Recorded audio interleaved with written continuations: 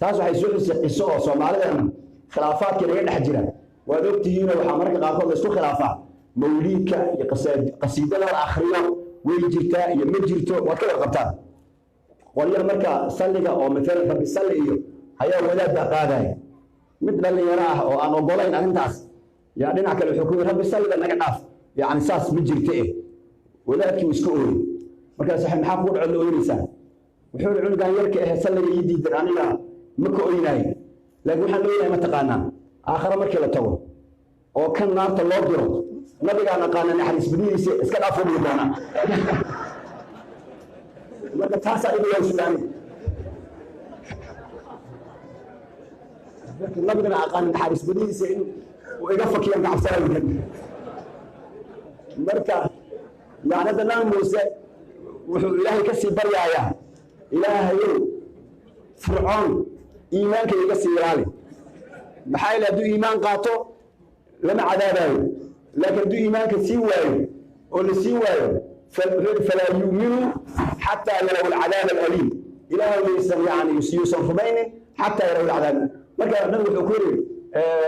Sayyid Umar adigu waxaad ku nooc tahay xagaas nabi Muuse iyo nabi Nuux oo maxay ku dhinacaas maxay tahay dabeeca ah kuwa way dhibaan Ilaahay dhammaan waxna ka soo reebi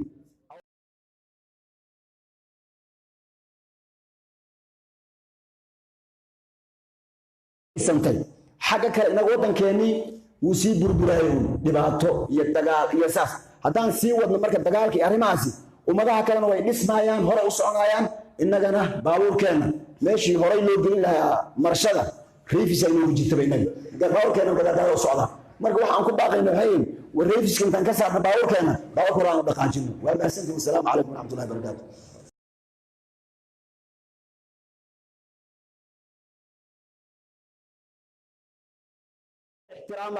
يعني لقمه يسجوراyo waxay mudayn in la qadariyo laakiin macnaheedu ma aha aniga iskhilaafnay adna khilaaf hebel aniga nacay adiguna mid aad ku korsaasoo kala afbeeday wuxuu la yaabay dadko dhan uu la dagaalaa markaas qofku la dagaalaba dadku uu yeeraa hebel waa la dagaalsanahay kaalay adina la dagaal war aan muxiiga leeyahay war aad wax moogid ana ku oge adi qofka nacaba nac markaas wuxuu leeyahay waxaan ku sheegaa lan ku ani ka hadi adina kooy ilaahay ku yeelaan macna haba qofkan ana nacay adiguna ila nac ilaahay man ka yeelay taasayda qof aan ka yeelay jid maxay ilaahay waa taxdiiska aan aragtay qof hadii laco jibriil uu yeelaya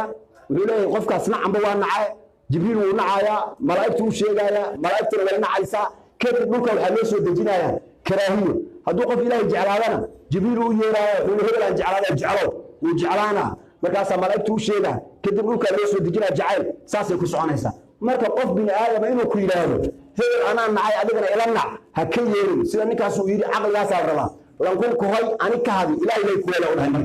ilaahay baan ka yeelamaan cid kale ka yeeli ma jirto adiga xora tahay bini aadam tahay maskaxa leedahay ha iska dhigin aayad remote control lagu xukumo oo marna tuu la geeyo marna tii la geeyo marna for la geeyo noqon waxa waa wixii lagu sheego waxa tiraada say ku dhacday sababtu maxay tahay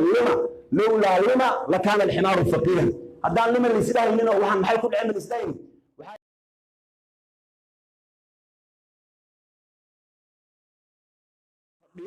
ayay iska rabaanba marka dadka waqtigu ku socdo waa inaga isboortiga fiirsata ama ciyaaraha kooxo waxa jira hal gool haday ku hormaraan difaac galayaan wax kale oo sameynayaan 90 daqiiqo inay difaac ku jiraan laga yaaba bureer markii la qabto hawo baa gelina wax soo dhawaan kara mara 90 ya dhamaanaya beefeed filim waa loo dhuftay way guuleysteen hadda dadka gaalada saasay tahay hal way naga dhashteen gool inagana burburaan ugu dhacay dhufaysa la naga galay markaas meel aan ka gelinada oo aan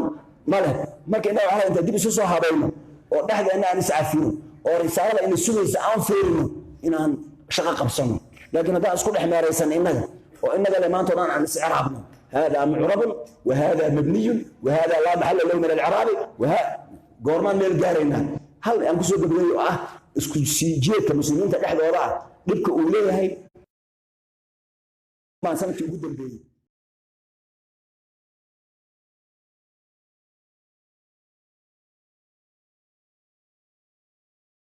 أليس أنا أكون أنا عشان تيا فهم كأوسام ممكن ها فهم كفهم كده والعدي هاي ستا ma ogoshahay sida adiga baad ra'yigaaga in loo ixtiraamo aad u jeceshahay ayuu asaga wuxuu u jecelay ra'yigiisa in loo ixtiraamo intaan ra'yigeena iskala ixtiraamno walaaltinimada islaamnimada inaga dhaxaysa aan horay ugu soconno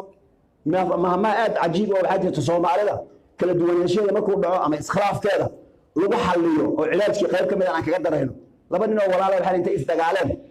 ayaa waxay ku heshiiyeen inay isdilaan wayna isla dhasheen berri subaxaana la ballamay intaan berri subax la gaarin yaa maqribkii mid ka mid a labadii nin ee walaala ahaa ayaa nin kale u yimi wuxuu yidhi hebelow waxaan rabaa walaalkaa gabadhuu dhalay ayaa wiil aan dhalay aan u rabaa inaan u doonee walaalkaa kaale ii raaco gabadhaasaan ka doonaynaahay markaas soomaalida guurku waa sharaf oo gabadh baana laga soo doonay lama diido ina keelan ku raacayahay albaabkii u gargaraacay waa kuma waa hebel wuxuu u qaatay inuu beri subax sugi waayo caawa buu rabay inuu boogsiiyo markaasuu isdiyaaray wuxuu waa soo inagii ballanayna beri subax inaan isdilno waa maxay waad soo hormarisay maxaa waad rabtaa inaan isdilno ma wuxuu walaalow ma arrin kala imaatee bal waxay dhegeysto albaabkan iga fur markaasuu yidhi maxay tahay arrintaas wuxuu yidhi nin ayaa ila socda wuxuu yidhi gabadhaada ayuu wiilkiisa u rabaa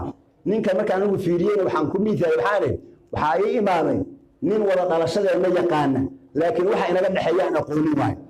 inaan wada dhalan ugu yaqaanaa laakiin waxa inaga dhexeeya iskhilaafkeenna ma yaqaano saas daraaddeed aan heshiino dadku inaga walaalo inaan nahay ogyihiin waxa inoo dhexeeyana inagu baa is oge markaas waxay u noqotay intuu farxay oo albaabkii ka furay oo odayaashii la qaabilay oo arrintii la dhameeyey oo guurkii iyo si loo dhammaystiri lahaa loo ballamay ayaa daawo waxay uga noqotay yani kelimadaas ayada ah qof waxaa ii imaaday wada dhalashadeenna yaqaana laakiin waxa inaga dhexeeya aan aqoonin hadda soomaali haddaynu nahay dadka way yaqaanaan wada dhalashadeenna ka mid ah wiil uu dhalay camr ibn caas oo xukumayay masar oo ninkii furay oo saxaabi ah wiil uu dhalay iyo waxaa tartamay nin masiixi ah wiil uu dhalay faraskii markay ku tartameen kii masiixiga ah ayaa dheereeyey kii oo camr ibn caas uu dhalay intuu xanaaqay yuu garaacay uluu ku dhuftay markaasuu wiilkii oo la garaacay yaa aabbihii u sheegay wuxuu maanta wiilkaasaan tartamay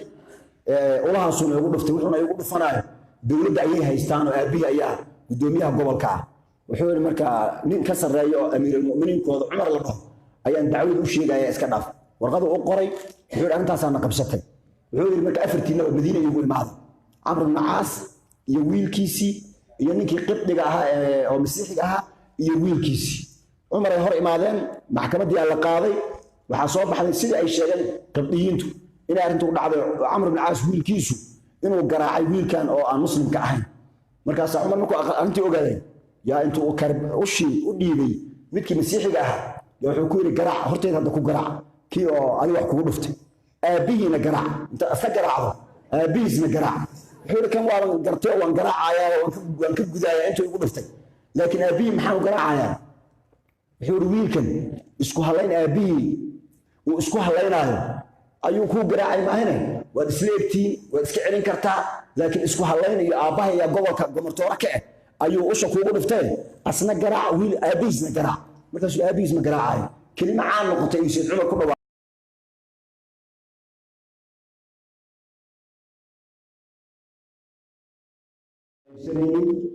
qabiilkuna inay leeyihiin oo reer baan isku maacaynin dhahayin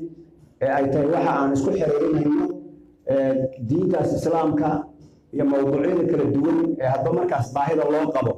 in yacni aan ka sheekaysano ay tahay waa wax aad weyn runtii mustaqbal fiican yani eegooda gaar ahaan markaan arka dhallinyaradan oo wiilal iyo gabdha leh oo ihtimaam weyn siinaaya diinta iyo barashadeeda iyo mawaadicda kala duwan taas waxay ku tusaysaa mustaqbalka soo socda in ay diintani guulaysan doonto maxaa yeelay haddii dadka hoolkan isugu imaaday ay intooda badan ay ahaan lahaayeen dad odayaal ah sida beriyo jiri jirtay oo kale haddii masaajid la galo in ay odayaal ku jiri jireen dhallinyaraduna ay ka maqnaan jireen yacni arrintaasi waa laga soo gudbay oo hadda waxay taagan tahay ama masaajid ha la yimaado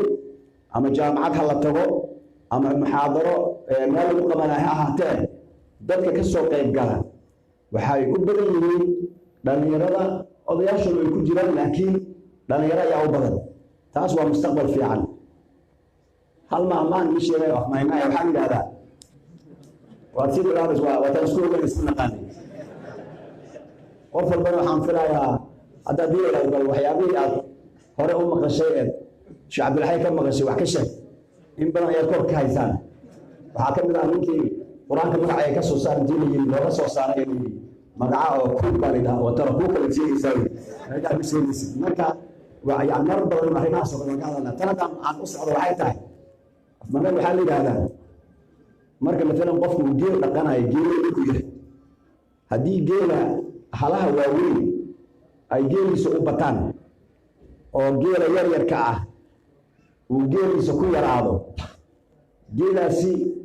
geel si tarmaayo uma eko maxay leeyahay kuwa waaweyn way dhimanayaan gadaalna uu ka soo dabar go'ayaa marka afmaana waxa leedahay gaal bohol jeel gurb dhalo ha bilaaween gaal ka dama kii kaafirka ma geela laga wadaa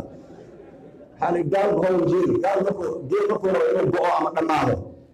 gurb dhalo ha bilaaween qurbac lu dhalaa qurbac muugta ma sii tarmaayo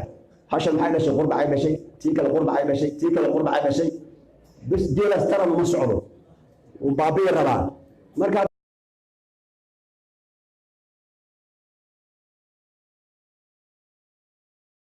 waxay ogaataan dad kitaabo isu soo gurtay wax ma kala faa'iideeyaan maxaa yeelay si kastoo wax soo sheegaan qofkan go'aankiisa horay ayaa wuxuu u qaatay hebel inuu soo waxba ka dhageysan kana go'aankiisa horay wuxuu u qaatay wax kasta duusha inuu saga dhageysan markaas waxay soo saareen Soomaaliya huud iyo ancaam haduu akhriyo warkiisa dhageysan marka wax ka qaadan inta ka sameeyay marka bidi aan sugu noqon khayr la diisiye aan iscafino diinteedina cafiska iyo tasaamaxa ayay u amaanaysaa ummado kala duwan oo kaniisadii iyo mashaakil iska soo horjeedaan qowmiyada kala duwan qowmiyada afaf kala ka duwan ka hadla ayaa wada nool oo saas diinteedina in la wada noolaado hadii ay ataayada kala duwan yahay ma diidayso nabi sallallahu alayhi wasallam dawladiisa u dhisay ayadoo dawlad islaamiya ah ayaa haddana mushrikiina way joogeen munaafiqiina way joogeen yahuudna way joogeen markii muslimiintu ay awood lahaayeen oo masar furteen oo yani masar kan ku joogay kaniisadahoodii iyo masiixiyiintoodii xurriyadii ugu fiicnay taariikhda ayay ku noolaayeen maalmaha ka mid ah wiil uu dhalay Amr ibn Aas oo xukumayay masar oo ninkii furay oo saxaabi ah wiil uu dhalay iyo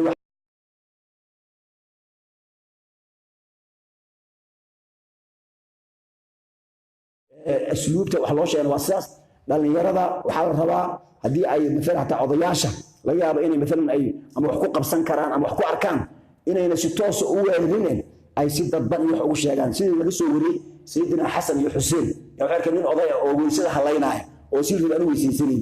markaas inta uu tahay adeero weysada isku khilaafnay kii weysadiisu ay sax tahay noo sheeg hortaadan ku weysaysanaynaay markaas waxay weysaysta markaas sidii weysadii ahaan jirtay sharciga ahayd ayay labadooda u weysaysteen wuu fiiri wuu isgartay markaasuu aad waa maasantiin ninka weysadiisu helaysan oo aniga idinka ma ahe hadda ka bacdi weysadeeda waan toosanayaa laakiin inta la fulan ay dhigi lahaayeen war odaygaana weysada aqoon maxaa ayagoo yar yar war idinka maanay saasi dhaysan anoo idinka weyno maxay aabiin iyo hooyadiinba markay isguursanayeen joogay meel hadda aanay leedihiin weysaan ku marka laakiin ma ayna dhihin weysaa kaa khaldan iyo saan ay tahay waagaas marka usluub in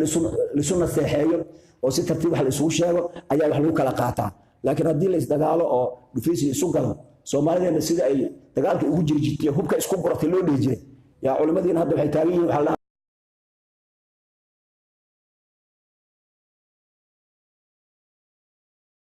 mida darawala meeshii imaanay markaas midka jooga meeshii checkpointiga yaa wuxuu leeyahay taliye xagaas uu fadhiyaa kii isbaarada mas'uulka ka ahaa orod lacagta u geey markaas intuu u geeyay wuxuu dhigay lacagtaas keen mala lacag uusan haysanin ba wuxuu leeyahay intaan ma bixin karee iga dhin wax muxuu inaga dhimartaa soo baxna waxaan ku geeyay midka aniga iga sareeye hadduu wax ka dhimay asaga soo weydiiso uu soo kaxayna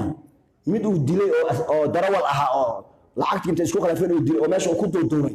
yuu u geeyna wuxuu leeyahay ma ujeedaa aniga taliyahan ayaa iga sareeye bal weydii inuu wax ka dhimi karo in kale kii markii marada laga qaado arko mid inuu yahay ma haddaan bixinayo raali uu leeyahay marka qofkii yani ay nabadu iyo qancin weysiiyo in la tuso waxyaabahan waa wax lagu soo rafaaday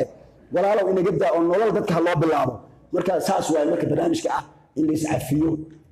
laga shaqeeyo maxay ummadda isdhexgalkeeda Soomaali si kasto oo ay isu dagaasho si kasto oo loo kala qoqodo haddana cid la kala karaayo ma aha waa dad walaalo ah yaa kala celin kara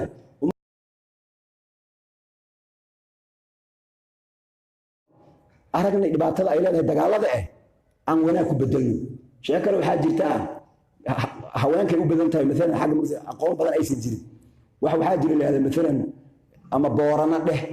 ama wadaada dheh waxyaabo lagu cuudiyo wax saas oo kale ah waa sida dadkii duulay oo fiirinayo oo kala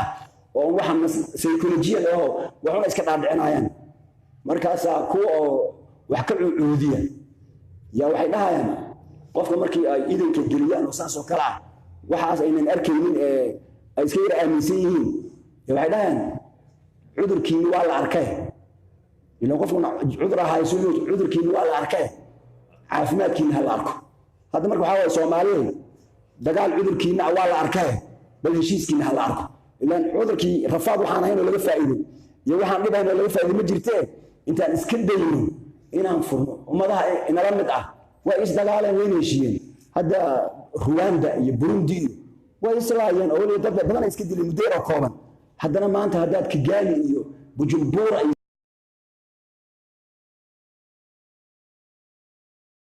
warka jooga ilaahay laakiin markay arrintu dheeraatay kadib dadkii waxay noqdeen meel kala jira la garan cid walba ay saameysay hadda goor waxa la nin oo meesha Marakoobeeda oo qof dadka oo waalan lagu xanaaneeyo ku jira yaa qolka uu ku jiro meel yar oo duleel ah oo isha saara oo fiiriya markaas maalinka dambe dhakhtarkii wuxuu ku yiri iyo kursiga wax yar iiga wareeg meeshan duleeshi aad fiiriso yana bal isha saaraya bal waxa aad ka fiirisaan ka fiirinayaa markaas uu kaalay ku fariiso kaalay fiiri uu ka kacay meeshii duleeshi isha saaray markaas uu soo saaray waxba ma yaalo waa meel iska duleesho waxa ka jirana male wax markaas uu ka soo xirnay waxaan ku weydiiyay meesha waxba kama muuqdo 20 sano wax ku dhow meesha aad ku jirto meeshan duleesho baad isha ku haysaa meeshan maxaad ku aragtay markaas uu kana ayaa banay waalan yahay 20 sano waxa arki waayo raba daqiiqad inuu ku arko